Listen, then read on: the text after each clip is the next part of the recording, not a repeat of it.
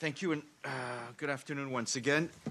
We're delighted to be joined by Ibrahim Thiaw, the Special Advisor of the Secretary General for the Sahel, who's here to brief you. Welcome. Thank you very much. Good afternoon, all. The situation in the Sahel preoccupies a number of organizations, including the United Nations, because the Sahel faces simultaneously multiple challenges: climate change, demographic growth, human security, insecurity, trafficking, and so forth. From the humanitarian front, the Sahel is also known for regular food crisis, and this is of great concern to all of us. Maybe a piece of good news for this year: the rains have been slightly better this year, so the humanitarian situation will improve. While we still expect 8 million people to be food insecure, this is 2 million less than last year. So it is certainly a piece of good news. Most of the pastoral areas have regrown and water is coming back. So it is certainly an improving situation for this year. However, we still have a number of internally displaced people due to insecurity, including in countries like Burkina Faso, which did not know this kind of phenomena. It is expected that more than 40,000 people have been displaced recently in Burkina Faso.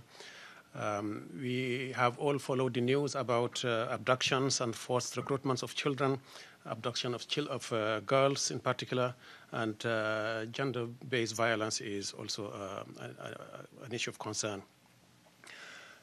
In the Sahel, there's a rapid demographic growth, and this combined with climate change and land degradation is provoking additional risks for conflicts. Competition over access to land and water, in particular conflicts between herders and farmers, have been quite severe in the last few years. It has been estimated that the number of casualties to these conflicts between farmers and pastoralists are actually higher than the number of people killed by terrorist groups in the region. The region is also known for, really the issue of human security, the links between security and land degradation, climate change are quite present. When families are dislocated, when young people have no other choice but to flee, to migrate either to the neighboring country or international migration. We also would like to bring some good news here, because it's not all doom and gloom in the Sahel. It is a land of opportunity. There's a lot of hope that actually the situation may change, and it can change if the appropriate policies are being taken on time. We more or less have a window of 10 to 12 years to close 3 major gaps. Of course, the humanitarian gap that we talked about, the security gap, and the development gap. So the United Nations, as you know, there's a UN integrated strategy for the Sahel, and Secretary General issued earlier this year the UN support plan for the Sahel. The idea is to build on the opportunities and in particular the large deposits of natural resources, but also to build on access to renewable energy to actually change the situation in the Sahel, and it is possible to change this. Sustainable mining is certainly something that we should pay much more attention to, in particular, a better governance of the mining sector, promoting climate-resilient agriculture. Food shortage is known in the Sahel, but actually it is possible to reverse that situation. I think the most promising of all is renewable energy. In the 10 countries, 10 Sahel countries that we are talking about, we have a population of 300 million people. And only 30% of these people had access to electricity just 2 years ago. This does mean that there's a large number of people that can have access to electricity right now, thanks to the reduced prices and accessibility of renewable energy, in particular solar and wind. Since it doesn't rain much, the region is actually extremely rich, and there's a large deposit of renewable energy there. It is also striking to see that the mobile technology has made a lot of progress, even though not comparable to many other countries. And you see even fintech really being introduced right now as a tool for payments, for insurance, and for so there is a lot of hope there. We need to build the human capital, in particular youth and women, which is a major, really focus of our work in the region. What has been the UN response so far? I mentioned the UN Integrated Strategy for the Sahel, which was developed back in 2013. I mentioned the UN Support Plan for the Sahel, which was issued by Secretary General this year. Secretary General and Deputy Secretary General, as well as the senior management of the organization, have been very strong in advocacy, in basically explaining the situation of the Sahel and mobilizing the international community.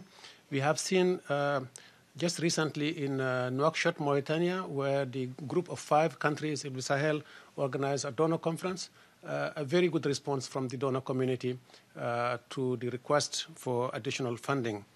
What we need, though, in the Sahel is not only additional funding in terms of public aid, but more investments in the Sahel. The economy needs to be really transformed, and it will be important to mobilize also the private sector, because there are good businesses that to be made. The Sahel is not only a region of challenges, it is a region of hope.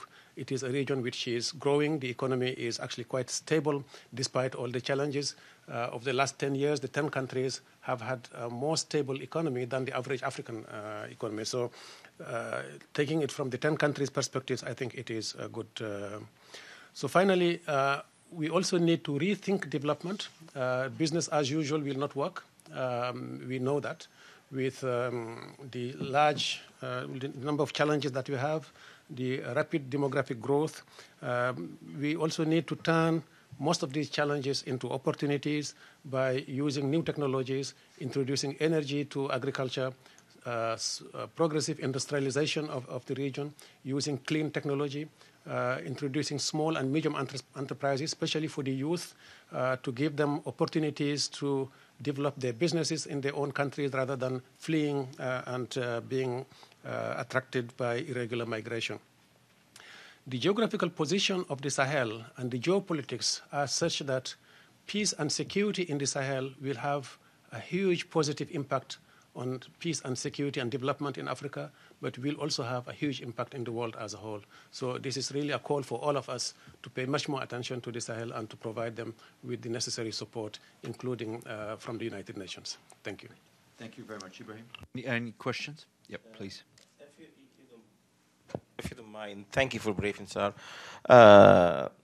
Security is a big issue in Sahel countries, and ISIS is on the defeat in Iraq and in Syria, but Libya is still loose and not totally controlled, which make it a safe haven for many terrorists to regroup in Syria and to maybe destabilize the area. Is there any strategy or a plan or policy to counter the return of terrorists to areas in the Sahel, like Libya or maybe Chad or maybe Nigeria? Especially we have Boko Haram is very active and maybe they be recruiting.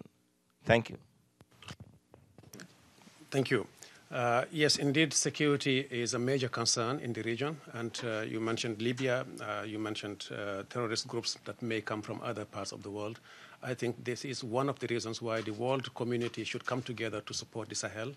These countries would not have necessarily all the capacities within their budgets to actually control the international networks.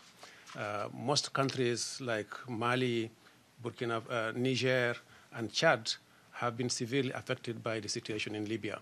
And what you see at the moment is countries diverting their development budget to security budget lines. And this will further weaken the economy and further weaken the government. So it is very important that we all work together. From the countries themselves, Sahel countries, they have done a lot. I just mentioned some countries are spending up to 20% of their annual budget on security. And these countries, they need to build schools, they need to build hospitals, build new roads. They have a growing population, the youngest population in the world. So it will be very important that we look at it from the global perspective. Just as you mentioned, the issue is international.